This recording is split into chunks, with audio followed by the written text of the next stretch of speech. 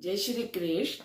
आज हम आमलकी एकादशी फागुन मास शुक्ल पक्ष की कथा करेंगे। अगर अच्छी लगे तो प्लीज लाइक कीजिए, कमेंट कीजिए, ज्यादा से ज्यादा शेयर करके पुण्य कमाइए, और अगर सब्सक्राइब नहीं किया तो प्लीज जरूर सब्सक्राइब कीजिए। तो कथा शुरू करते हैं।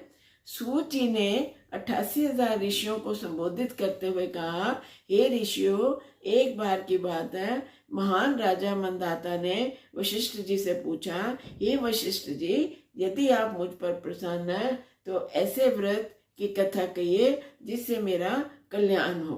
महर्षि वशिष्ठ जी बोले, हे राजन, सब व्रतों से उत्तम और अंत में मोक्ष देने वाला आमलकी एकादशी का व्रत है। राजा मंदाता ने कहा, हे मुनिवर, इस आमलकी एकादशी के व्रत की उत्पत्ति कैसे हुई, इस व्रत के करने की विधि क्या है, ये वेदों के ज्ञाता, कृपा करके इसका सब विवरण मुझसे विस्तार पूर्वक कहें। मुनि वशिष्ठ जी ने कहा, हे नृपश्रेष्ठ, मैं तुम्हारे समक्ष विस्तार से इस व्रत का वर्णन करता हूँ। ये व्रत फागुन मास के शुक्ल पक्ष में होता है। इस व्रत के फल से समस्त पाप नष्ट हो जाते हैं। इस व्रत का पुण्य 1000 गोदान फल के बराबर है। आमले की महत्ता उसके गुणों के अतिरिक्त इस बात में भी है कि इसकी उत्पत्ति भगवान विष्णु के मुख से हुई है। अब मैं आपसे एक पुण्य फलों को देने वाली पौराणिक कथा कहता हूँ, ध्यान पूर्वक सुनो। वैदिक नाम एक नगर था। उस नगर में ब्राह्मण, वैश्य, क्षत्रिय, शूद्र चारों वर्ण आनंद पूर्वक रहते थे। नगर में सदैव वेद धुनी गूंजा करती थी। उस नगरी में कोई भी पापी, दुराचारी, नास्तिक आदि ना था। उस नगर में चैत्ररथ नामक चंद्रवंशी राजा राज्य करता था। वह महान विद्वान और धार्मिक वृत्ति का था। उसके राज्य में कोई भी दरिद्र तथा कंजूस नहीं था। उस राज्य के सभी निवासी विष्णु भक्त थे। वहां के वृद्ध से बालक तक सभी निवासी प्रत्येक एकादशी का व्रत किया करते थे। एक समय फागुन मास के शुक्ल पक्ष की आमलकी नामक एकादशी आई। उस दिन राजा ने प्रजा तक, वृद्ध से बालक तक, सब ने हर्षित सहित इस एकादशी का व्रत किया। राजा अपनी प्रजा के साथ मंदिर में आकर कुंभ स्थापित करके तथा धूप, दीप, नैवेद्य, 5 रत्न, छत्र आदि से धात्री का पूजन करने लगे। वे सब धात्री की इस प्रकार स्तुति करने लगे, हे धात्री, आप ब्रह्म स्वरूपा हैं। आप ब्रह्मा जी के द्वारा उत्पन्न हो और समस्त पापों को नष्ट करने वाली हैं। आपको नमस्कार है। आप मेरा अर्घ्य स्वीकार करो। आप श्री राम जी के द्वारा सम्मानित हैं। मैं आपसे प्रार्थना करता हूँ, मेरे समस्त पापों का हरण करो। उस देवालय में रात्रि को सबने जागरण किया। रात्रि के समय उस जगह एक बहेलिया आया। वह महापापी और दुराचारी था। अपने कुटुंब का पालन वह जीव हिंसा करके करता था। वह भूख प्यास से अत्यंत व्याकुल था। कुछ भोजन पाने की इच्छा से वह मंदिर के एक कोने में बैठ गया। उस जगह विष्णु भगवान की कथा तथा एकादशी महात्म सुनने लगा। इस प्रकार उस बहेलिये ने समस्त रात्रि अन्य लोगों की तरह जागरण कर व्यतीत की।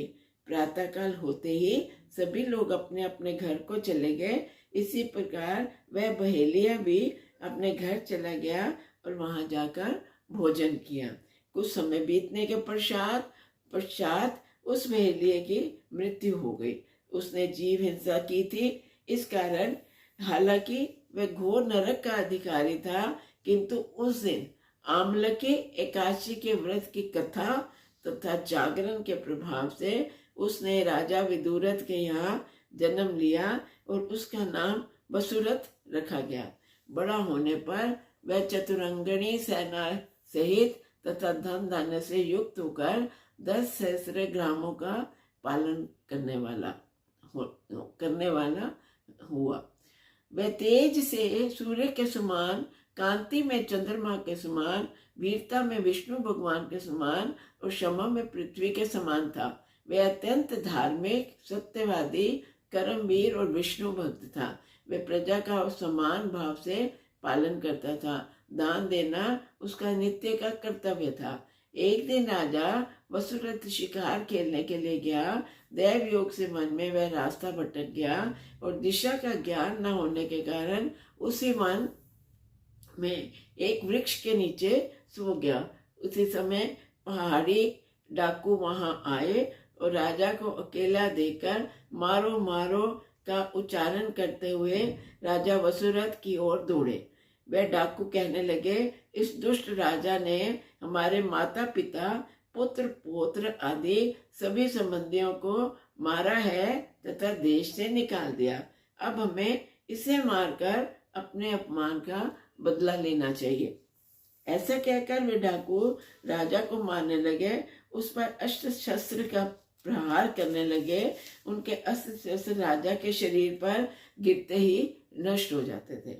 वो राजा को पुष्पों के समान प्रतीत होते थे। कुछ देर बाद विधाता की करनी ऐसी हुई कि उन डाकुओं के अस्त्र शस्त्र उन पर उल्टा प्रहार करने लगे। मतलब राजा को नहीं लगे, उल्टा उनको ही लगने लगे, जिससे वे मूर्छित हो गए। उस समय राजा के शरीर से एक दिव्य देवी प्रकट हुई। उस देवी अत्यंत सुंदर थी और सुंदर वस्त्रों आभूषणों से अलंकृत थी। उसकी भ्रुकुटी टेढ़ी थी। उसकी आंखों से लाल लाल अग्नि निकल रही थी। वह उस समय काल के समान प्रतीत होती थी। उसने देखते ही देखते उन सभी डाकुओं को काल के गाल में पहुंचा दिया। जब राजा की नींद टूटी तो उन डाकुओं को मरा हुआ देखकर सोचने लगा कि इन दस्युओं को किसने मारा। मेरा इस मन में कौन ऐसा हितैषी रहता है। जब राजा वसुरथ ऐसा विचार कर रहा था तभी आकाशवाणी हुई, हे राजन, इस संसार में विष्णु भगवान के अतिरिक्त तेरी रक्षा कौन कर सकता है। इस आकाशवाणी को सुनकर राजा ने विष्णु भगवान को प्रणाम किया, फिर अपने नगर को वापस आ गया और सुखपूर्वक राज्य करने लगा।